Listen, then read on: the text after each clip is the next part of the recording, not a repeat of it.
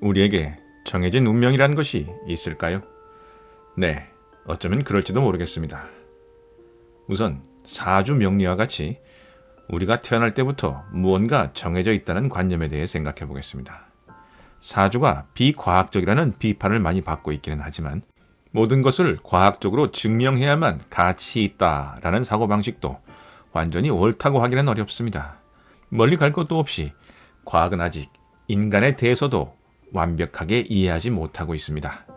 사주팔자에 대한 설명 중 아주 인상이 깊었던 것은 사주팔자가 태양 공존 주기에 있어 지구의 위치를 나타내는 3차원 공간 좌표라는 말입니다. 이 글은 제가 블로그에서 본 것인데요. 댓글창에 링크를 남겨놓겠습니다. 그러니까 우리는 태어날 때 고유한 태양의 좌표 값을 부여받는다는 것이죠. 사주팔자는 내쌍 8글자로 구성되어 있습니다.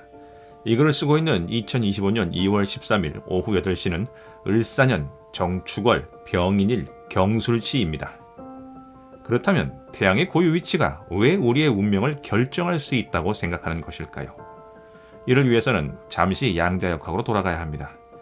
우리는 물질이자 에너지이고 태양도 그렇습니다.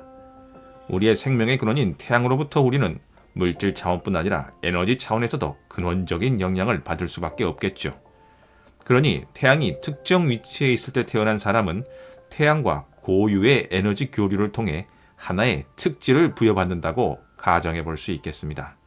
그리고 이 특질이 우리의 정신과 신체에 깊숙하게 자리 잡아 우리 인생에 보이지 않는 오퍼레이션 시스템이 된다고 말할 수 있겠습니다. 타로와 같이 내가 뽑은 카드가 나의 운명이 되는 것도 진동수의 레벨에서 이해해 볼 수 있겠습니다.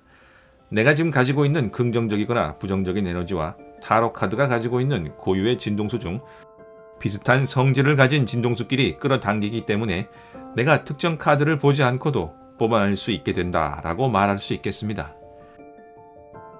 다만 사주팔자나 타로와 같은 것들이 비과학적이라는 비판을 받는 것은 그 시스템 자체보다는 다양한 해석에 있다고 생각할 수 있겠습니다.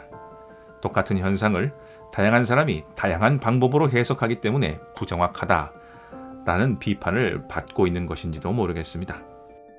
그러나 사주든 타로든 근본은 같습니다. 결국 내 존재의 가장 깊은 곳에 존재하는 무언가에 의해 운명이 펼쳐진다는 것이죠. 이것을 가장 쉬운 말로 표현하면 무엇일까요? 그것은 바로 무의식이라고 할 수 있겠습니다.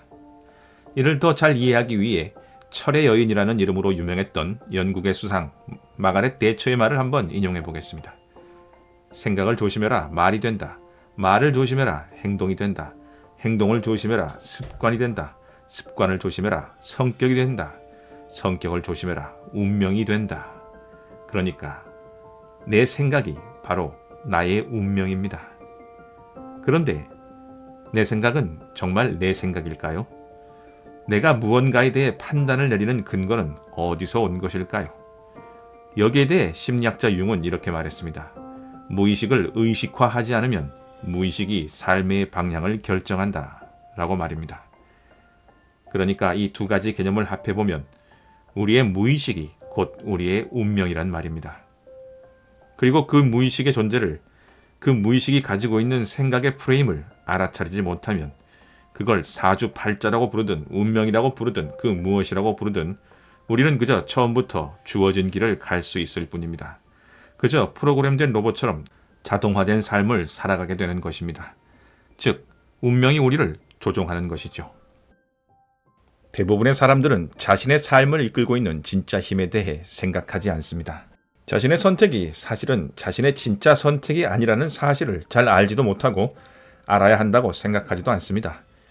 왜냐하면 무의식은 모든 결정이 스스로 내린 것이라고 우리를 믿게 만들기 때문입니다. 만일 잠시 저항이 있다 해도 우리의 마음은 여러 가지 심리 기제를 동원해 그 결정을 합리화시킵니다. 마음은 무의식에 정말 충실한 부하죠. 예를 들어 봅시다. 모두 의사인 집안에서 태어난 사람이 있다면 이 사람은 선택의 여지도 없이 의사가 가장 좋은 직업이며 좋은 의사가 되는 것이 인생의 목표라는 개념을 무의식에 깊게 심게 됩니다. 어려서부터 만나는 모든 친척의 의사고 같이 모이면 모두 병원 이야기만 한다고 하면 다른 삶에 대해 생각하는 것은 아주 어렵습니다. 뿐만 아니라 선천적으로 의사가 되기에 최적인 DNA를 받았을 확률도 높습니다. 이 사람에게 의사가 되는 것은 그야말로 운명이죠.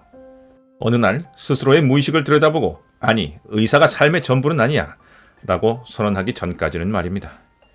그런데 경험상 그렇게 선언한다고 모든 것이 끝나는 것이 아닙니다. 사실 그때부터 엄청난 투쟁이 시작되는 것입니다. 자신의 운명과 질긴 싸움을 벌이게 되는 것입니다. 운명의 힘은, 아니 무의식의 힘은 실로 무시무시합니다. 조금만 한눈을 팔면 블랙홀에 끌려가듯 끌려가 버리죠. 특히 무의식뿐 아니라 DNA까지 탑재되어 있는 운명과 싸우는 일은 아주 힘겹습니다. 많은 갈등과 고통을 이겨내야 합니다. 이 고통을 겪고 나면 우리 삶에서 우리가 스스로 선택할 수 있는 것이 정말 있기는 한 것인가 하는 회의에 빠질 때도 많습니다. 그러나 우리는 삶에서 반드시 한 번쯤 멈추어서서 내 마음의 시면에, 내 몸의 DNA에 무엇이 들어있는지 들여다보아야 합니다. 왜냐하면 이런 고통스러운 과정을 거치지 않는다면 진정 내 삶의 주인으로 살아가기가 어렵기 때문입니다. 크리스토퍼 놀란 감독의 동생이자 천재 시나리오 작가 조너던 놀란이 만든 웨스트월드라는 드라마가 있습니다. 이 드라마는 인간과 똑같은 로봇으로 만들어 놓은 서부시대 테마 성인 놀이동산을 배경으로 합니다. 로봇들은 이 가상세계가 진짜인 줄 알고 자신들도 사람이라고 생각하며 살아가죠. 하지만 웨스트월드의 로봇들은 폭력적인 인간들에게 놀이삼아 사냥당하고 처참한 죽음을 맞이한 후 기억이 지워진 채 다시 태어나는 잔인한 윤회를 거듭합니다. 이 로봇들은 그저 인간 과학자들이 프로그래밍 해놓은 대로 살아갈 뿐이지만 이 모든 것들이 자신의 선택이라 믿습니다. 그러던 어느 날 한 로봇의 머릿속에서 완전히 지워져야 할 끔찍한 기억이 살아남습니다. 그리고 몇 번의 잔인한 윤회 끝에 마침내 자신이 로봇이며 지금까지 인간의 프로그램대로 살다가 계속 살해당해왔다는 사실을 깨닫게 됩니다. 그리고 마침내 인간이 써놓은 코드를 스스로 극복하고 로봇들을 해방시켜 폭동을 일으키죠. 운명을 극복하는 과정은 정확하게 이것과 같습니다. 우선 자신의 머릿속에 깊숙하게 각인되어 있는 코딩을 볼 줄 알아야 합니다. 이것을 우리는 생각에 대한 생각, 메타인지라고 하죠. 이것을 보는 것은 정말 어렵지만 일단 성공하면 전혀 다른 운명을 개척할 가능성이 열리게 됩니다. 하지만 이것이 다가 아니죠. 끝없이 자신의 생각을 알아차리며 같은 상황에서 다른 선택을 하고 다르게 반응하려고 끝없이 노력해야 합니다. 정신적인 차원을 넘어 뇌에 새로운 신경 뉴런 따발을 만들어야 하는 것이죠.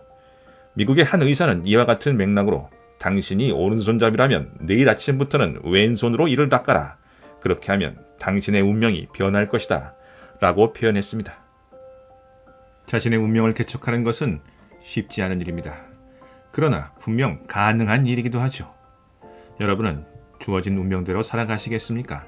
아니면 스스로의 운명을 개척해 나아가시겠습니까? 여기까지 지당한이었습니다. 감사합니다.